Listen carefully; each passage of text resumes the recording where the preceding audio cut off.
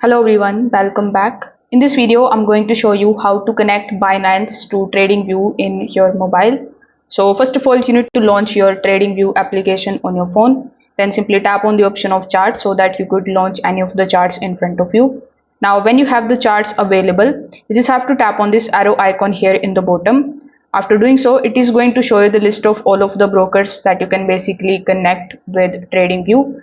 So since you want to connect Binance, you just have to do nothing but to just simply search for Binance here in this list. When you're able to find Binance, simply tap on it.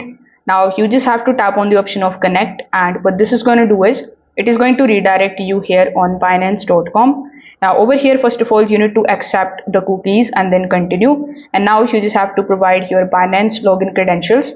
That includes your email address, your phone number, your password. If you have enabled any passkeys or two-factor authentication, you need to also pass through that. And basically, you just have to log into your account in order to connect your Binance account with TradingView via your mobile. So it's a very simple and easy thing to do, and that's how you can do it. Thank you.